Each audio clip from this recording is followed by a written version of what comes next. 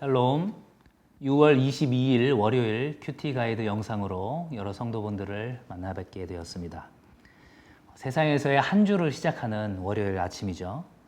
오늘 하루도 하나님께서 주시는 그 언약의 말씀을 붙들고 세상 가운데서 말씀으로 승리하는 우리 모든 성도들 되기를 주님의 이름으로 축원합니다. 오늘 함께 묵상할 말씀은 이사야서 49장 14절로 26절까지의 말씀입니다. 날마다 주께로 128페이지입니다. 오늘 본문에 앞선 그 1절부터 13절까지의 말씀을 우리가 금요일에 묵상을 했죠. 땅끝까지 비추는 그 놀라운 구원의 빛에 대해서 말씀하셨습니다. 메시아 되신 그 하나님께서 이스라엘 백성들을 반드시 회복시키시고 구원하시겠다, 이렇게 지금 선포하는 놀라운 장면이 우리가 금요일 날 보았던 본문에 나와 있습니다. 그런데 오늘 시작을 하는 그 언약의 말씀에 대한 이스라엘 백성들의 반응이 너무나도 냉담합니다. 14절이죠. 오직 시온이 이르기를 여호와께서 나를 버리시며 주께서 나를 잊으셨다 하였거니와. 어떤 얘기일까요? 이런 얘기죠. 글쎄요, 하나님 잘 모르겠는데요. 하나님 저 포기하셨잖아요. 하나님 저의 존재 자체도 잊어버리신 것 아니셨나요? 지금 이렇게 냉소적이고 굉장히 비관적인 태도로 하나님께 대답을 하고 있는 것입니다. 이스라엘의 회복과 구원의 메시지가 선포되었지만 지금 당장의 고된 현실을 살아가고 있는 이스라엘 백성들에게는 그 선포의 말씀이 전혀 위로가 되지 않는 것이었죠. 이러한 냉담한 이스라엘의 반응에 대해서 하나님께서는 두 가지의 비유를 통해서 하나님의 그 신실하심을 나타내고 계십니다.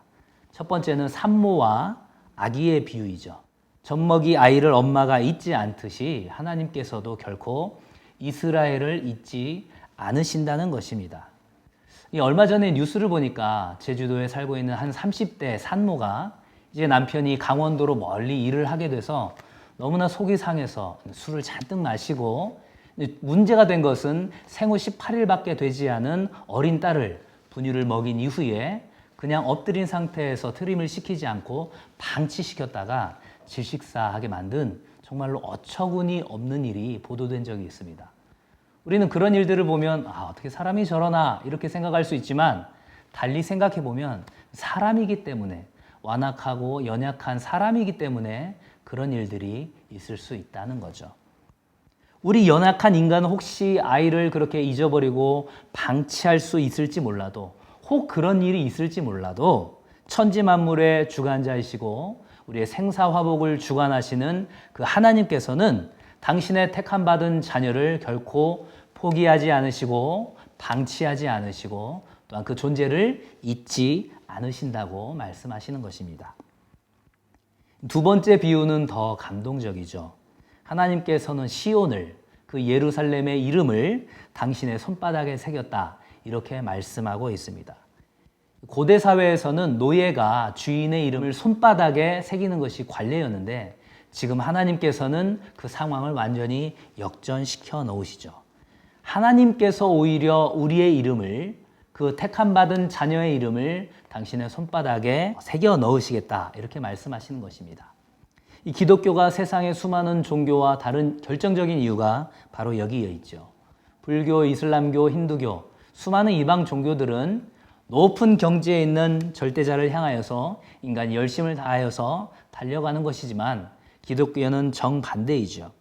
지극히 높은 하늘의 영광을 버리시고 이 땅 가운데 오셔서 우리에게 섬김의 본을 보여주신 그 예수님의 모습은 세상의 그 어떤 종교에서도 볼 수 없는 귀한 모습인 것입니다.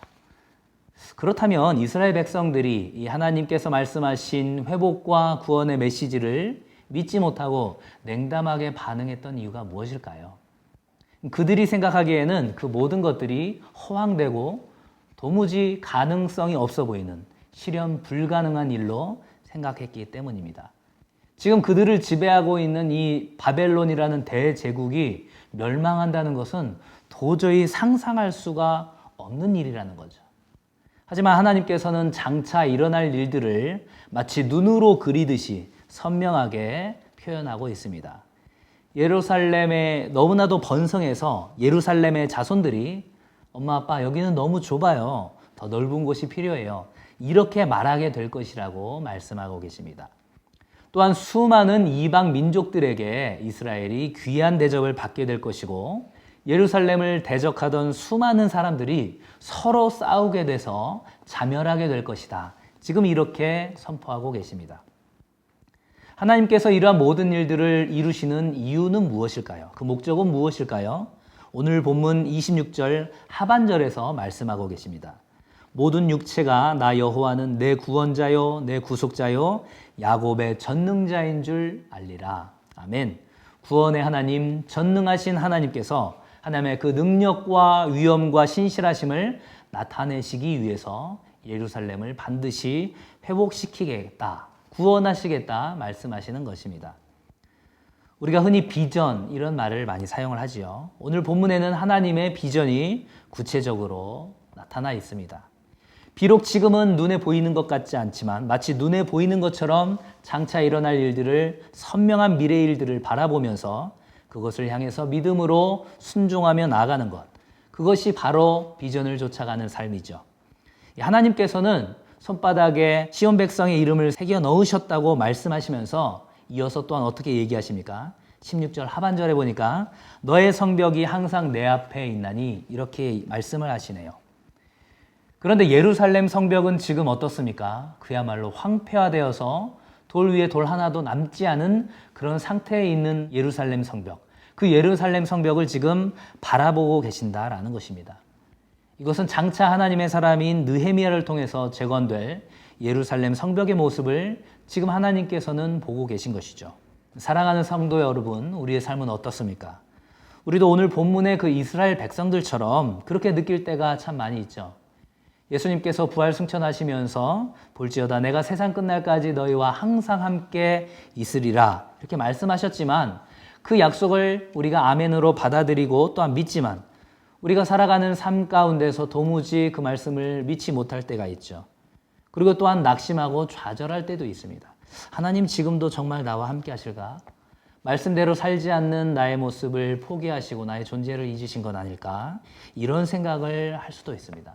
하지만 하나님께서는 오늘 본문을 통해서 이스라엘 백성뿐만이 아니라 택함받은 우리 모든 성도들에게 동일하게 말씀하고 계시죠. 나는 너를 포기하지 않았고 너를 버리지 않았고 너의 이름을 손바닥에 새겨 놓았다. 너를 통해 이루어갈 일들을 지금 이 순간에도 한치의 실수도 없이 이루어가고 있다. 이렇게 지금 말씀하고 계십니다. 하나님께서 예루살렘을 회복시키는 것처럼 나의 신앙, 나의 가정, 나의 직장과 이웃과 공동체, 그리고 우리 맑은샘 광천교회와 한국교회와 이 나라 이 민족을 하나님께서 어떻게 회복시켜 가실지를 구체적으로 마치 그림을 그리듯이 그렇게 기록을 하면서 그 비전을 성취하실 하나님을 기대하면서 그렇게 나아갔으면 좋겠습니다. 그래서 장차 그 모든 것들을 직접 보게 될 순간들을 기대하면서 그렇게 믿음으로 나아가는 오늘 하루가 될 수 있기를 주님의 이름으로 간절히 축원합니다.